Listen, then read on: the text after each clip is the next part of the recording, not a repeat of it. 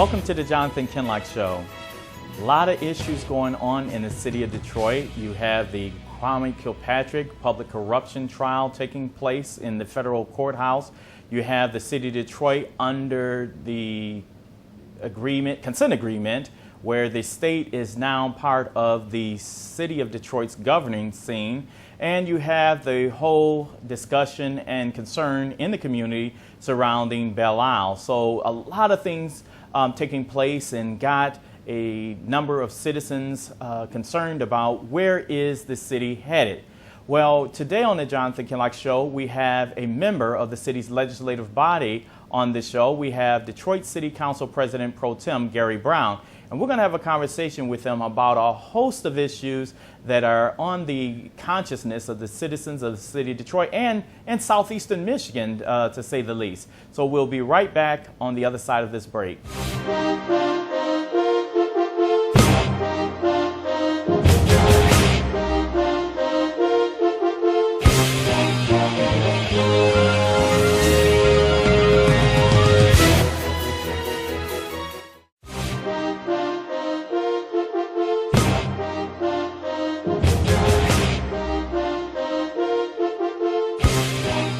Welcome back to the Jonathan Kinloch Show. It seems since the 2009 election that the city has just been inundated with all sorts of issues. But what we're not hearing, at least, is a lot of solutions to these challenges. What we also are seeing is, from many residents' perspective, is a fire sale that's taking place in the city of Detroit. The response seems to be to many of the challenges that have been long-term challenges in the city, instead of identifying solutions, is basically call the state in for control, call the state in for an answer. Is that really a way that a state should interact or partner with a local municipality? Well, we have a number of issues that are taking place here in the Detroit area. We also will be seeing next year a new way of electing members to the Detroit City Council. And so we have here on the show one of the members of the legislative body, someone who's very well known in all of the state, because a lot of what is taking place over in the federal courthouse basically started with this individual shining a light on the former administration. And I want to welcome Gary Brown to the show. Thank you for having me. It's a pleasure to be here. Well, look, you right now, you all 9 members of council and the mayor are sitting in the hot seat, and I've been around since I was 13 years old, interning for Irma Henderson. My godmother was Gloria Cobbin. I just volunteered for a number of groups, and Mayor Young was in office at that time. I can tell you this, living through those times, living in the city or being around when Mayor Archer was there, I've never seen the city in the shape that it's in right now. And I'm going to start, my first question to you is, what in the heck is going on? Well, for one thing, we've never been in this type of financial shape before. Certainly, Mayor Young in the 80s went through a couple of years of hard times. We had 5,000 police officers. We had to lay off 2,000 officers. We haven't laid off any officers in 2012. But we've had a long, prolonged stretch here where our finances are in such bad shape where we're essentially bankrupt, where we're struggling just to make payroll. Our cash flow is desperately low, and that puts us in a situation where we do have to trade some control for the ability to not go into bankruptcy. Let me ask you this. Financial challenges, financial problems. But yet the state of Michigan is here and basically added not new revenue, but they add more debt. Does it make sense to add more debt to a city that you're saying that is in financial stress? You continue to take away assets instead of adding what I would say new revenues, not just for the city of Detroit.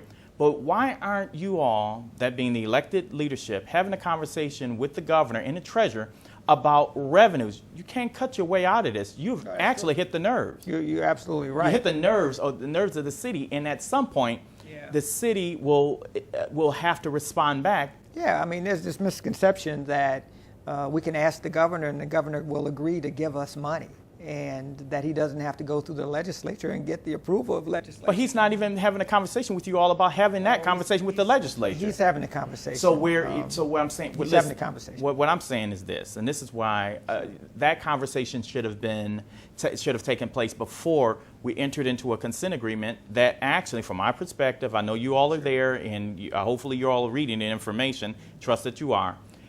Before you signed a consent agreement that added more debt onto the city of Detroit with this whole second level of government, with the financial advisory board. You know, the amount of debt that the financial stability agreement is costing us is minuscule. The real concern should be that we entered into the agreement in, right around July 1st.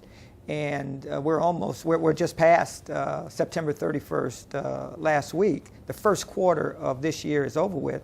And we've already driven the deficit another $40 million. And it's projected that we'll probably end up this fiscal year with another $160 million in debt. Tell me how the consent agreement actually helped that when you all could have dealt with that. Because let me say this. You could have imposed you had the mayor of the city of Detroit, even without the consent agreement, has an opportunity under state law to impose if you can demonstrate that you have a financial stress. The city has been running out of money. If you're in a financial stress position, the city has been running out of money for the last 2 years with no new revenue coming into the city. How did we become solvent? What new tools did you have other than adding more debt to the debt load? Did you have when the city of Detroit had the ability, as you know, to impose in the first instance? Well, first of all, we're not in an emergency manager. That was the first thing that we were trying to avoid, being in an emergency manager. Well, we have a person who, let me say this. You have the project manager or project monitor, whatever that title is. Project manager, that individual can impose certain aspects of the consent agreement if the city council or mayor does not come to an agreement. That anytime you can override the local elected officials, that's an emergency manager. Well, it's very limited, and he hasn't overridden. He shouldn't have that anyway. But he hasn't done it. I mean, but you don't give it. But you should not have to give that individual that type of power. Here's what I see at the council table every day. I see people coming from the Board of Education who they do have an emergency manager. They don't have. Okay, please let's not. We're not going to talk about that on the show. We're not going to talk about the school board right now. Well, I'm just making. That's it. That's not an example. The example that I'm trying to make that. Even though we have a financial stability agreement, we still have a democratic process. I remember before we signed the agreement, everybody was saying that the council was going to be impotent. We weren't going to be able to make decisions. And every day we're making huge decisions, Belle Isle being one of them. Well, that's because I guarantee you, had the council, had included the council, the five who voted for this consent agreement, and the mayor, included in there one of the projects for the project manager to be able to impose, I guarantee you we wouldn't have this discourse that we're taking place regarding Belle Isle. Once the council has said no, I'm sure he would have moved in the same way the council said no to the wage cuts. And so what I'm saying, that's just because it's not part of one of the mandates that's allowable to be imposed by the reason I voted yes on the financial stability agreement was to stay away from an emergency manager. Now the difference is that the mayor has the ability to impose on the union contracts after they expire. An emergency manager can do it day one, and so the contracts expired, and the mayor has imposed layoffs, demotions, pay cuts.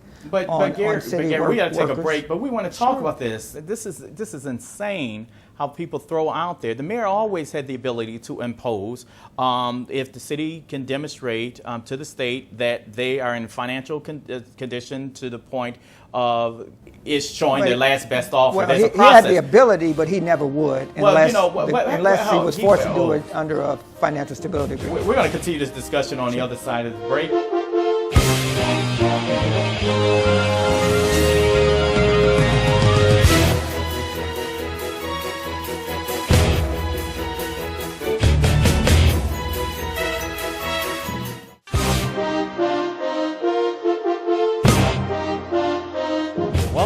Jonathan Kinloch Show.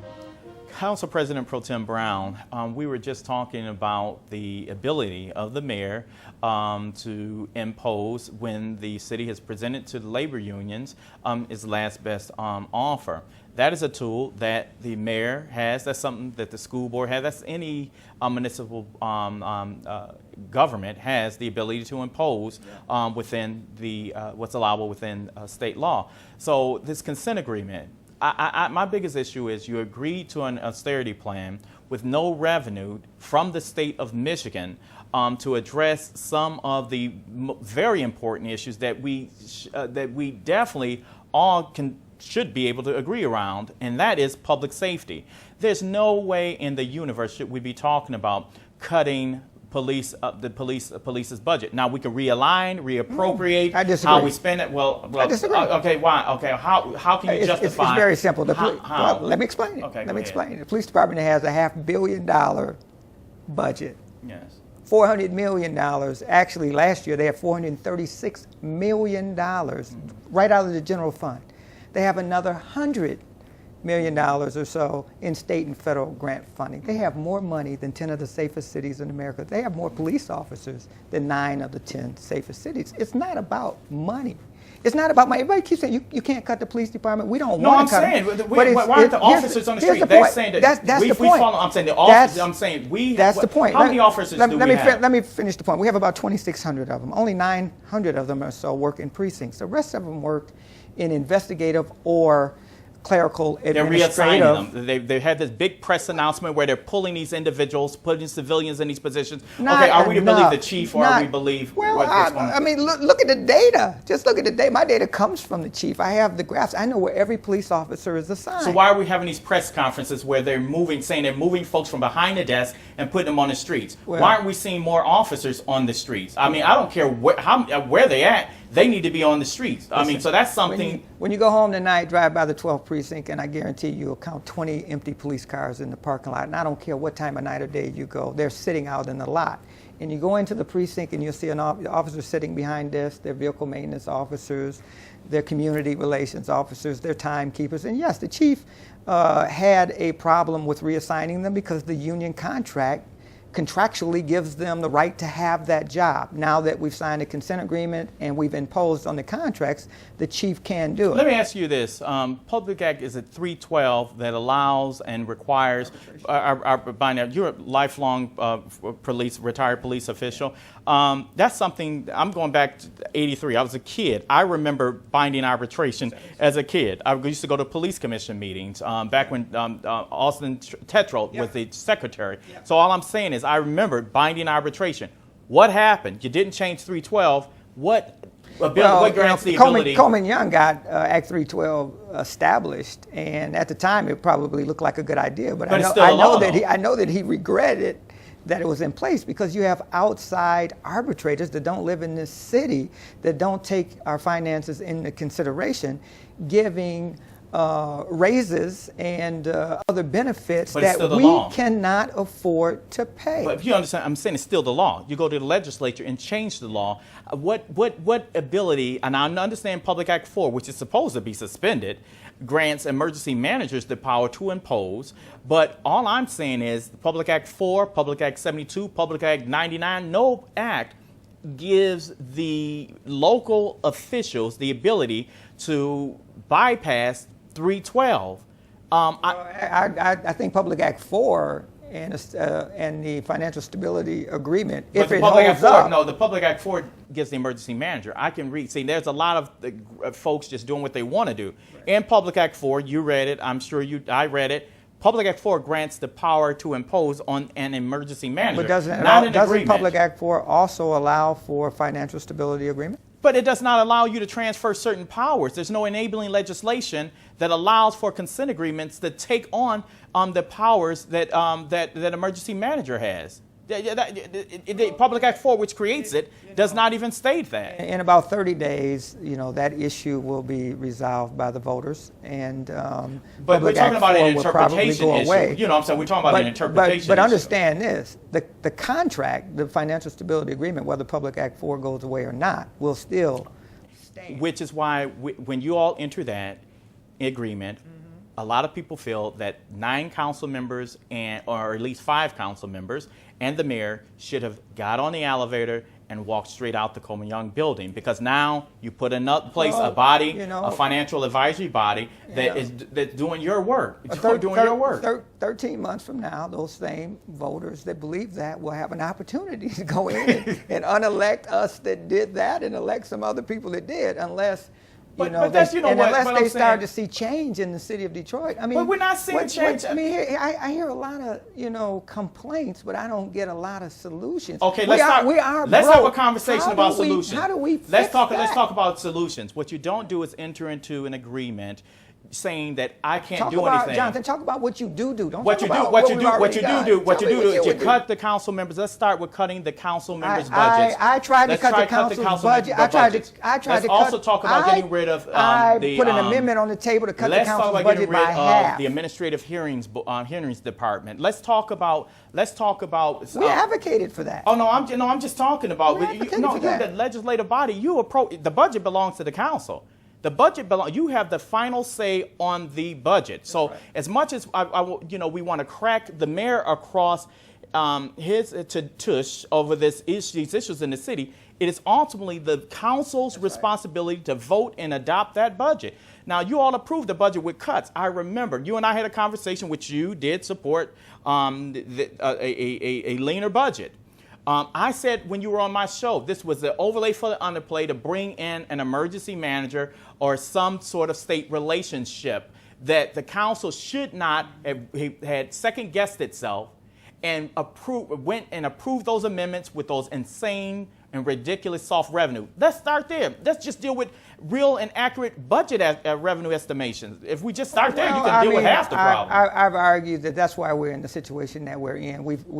Mayors, for the last 2 decades have been overestimating revenue. Kwame Kilpatrick used to put the tunnel in the budget and say he's going to sell it for $100 million. And he put the money in the budget. They never sold the tunnel. And then we have this deficit. Big hole. That we know how we got into the situation we're in. It's as you indicated, how do we raise revenue? We're holding the governor's feet to the fire that they're going to collect. I don't think you hold. You gave them. I don't think you're holding their feet to the fire, but basically agreeing to this consent agreement, which basically does nothing to deal with this thing which was insane for folks to talk about the long-term debt. And that consent agreement does nothing to address the billions of dollars that the city of Detroit has to pay and will continue to pay both now and on the other side of the consent agreement. That debt will still be there. It may be smaller, but it still will be there. And it's because of the legacy costs of health care. That's with any institution. And I know it, but it has hit,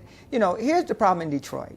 I mean, we're losing 10 to 20,000 people a year. We're losing, not poor people, we're losing people that have the ability to move. Our revenue comes into the city through property taxes. When you lose the 10 to 20,000 people a year, your revenues are dropping. Let's be honest. Smaller communities, Huntington Woods, Pleasant Ridge, Dearborn, see a large part of their revenues coming from property taxes. But their Detroit, our largest. That's not a big. Our revenue. We don't get a large.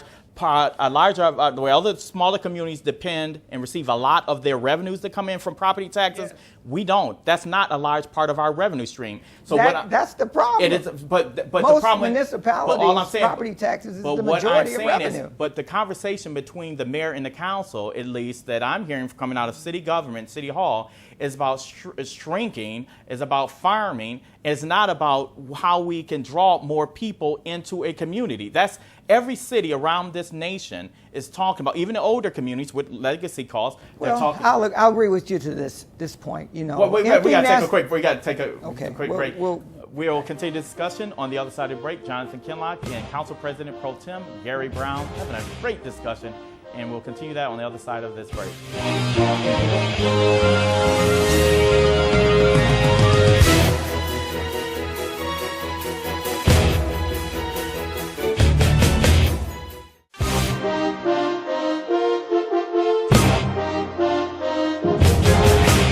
Welcome back to the Jonathan Kinloch Show.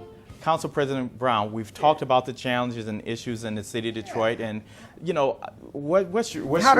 How to grow revenue, how to grow this city.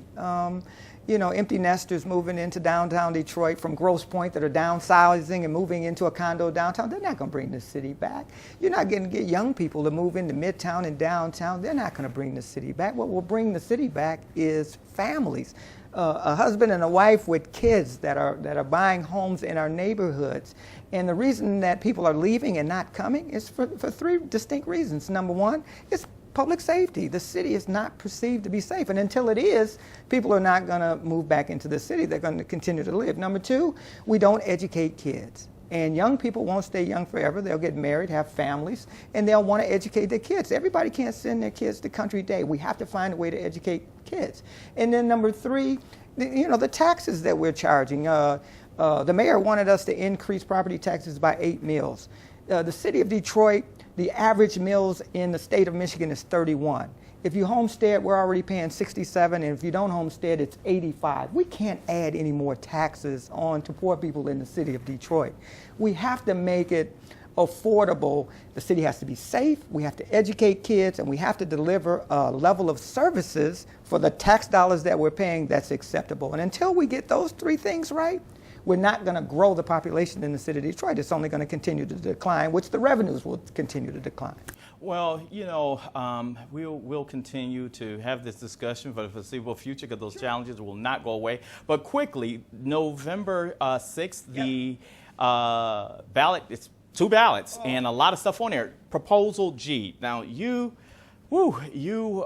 basically were ground zero for, some of the ills and attacks that came from the previous administration.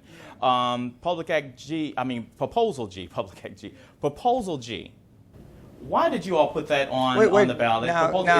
Refresh my memory and tell me what it is. It's dealing with gifts. G for gifts. For gifts. Yeah. Why should, based on what we've gone through in the city, what we've seen that's taking place over at the federal building, even imagine in our worst of times think that the proposal G should be on the ballot? I voted not to put it on the ballot. Oh, okay, I understand why my colleagues did it. But I thought, just as you said, it just sends the wrong message. It just sends the wrong message. I thought you said you understood why they did it. I do understand the vote. I disagree with them because I think it sends the wrong message. Tell me right quick. What were they saying? What was going through their heads? Trying, because the charter is so restrictive that if we go speak at an elementary school and someone gives us a coffee cup with the school's name on it, we can't accept it. And so, and the penalties are you can be thrown out of office. And so they're trying to clear up the language. I don't agree with it. I know how to deal with somebody trying to hand me a coffee cup. Absolutely. And let me say this. From an elementary school. It's not a problem for me because I'm taking the cup. I'm not going upstairs to some school. And I'll show you in my office that I got 300 of them. You know what I'm saying? But a cup, that's extreme. But after we see and hearing about, we agree on. After we agree on that, hearing monies and shoes. Jonathan, I drive my own car. I buy my own gas. I don't take a stipend. I'm not worried about somebody giving me a coffee cup. I'm not going to offend some third graders that put their name on a cup. I got 300 of those. You're asking for a charter amendment. Asking for a charter amendment because of coffee cups. And it clogs up the ballot. That's the argument that I made. We're going to confuse Detroiters, and a lot of them are going to check out. Let's try to limit as many of these as we can. And there's another way we can clean that issue up. Absolutely. I believe. Absolutely. But so that's my position. Council President Pro Tem, I'm glad you're on the show. You never run away from these conversations. No, I'm telling you. I'm not going anywhere. I love this that. city. My intentions are good. I hope everybody understands that. I know of no safe repository of the ultimate power of society but the people, and we think they're not enlightened enough. The remedy is not to take power from them, but to inform them by education. That's what I hope we do here each week on the Jonathan Kinloch Show, educate you and inform you on all of these issues around here. Until next week, have a great week. Yeah.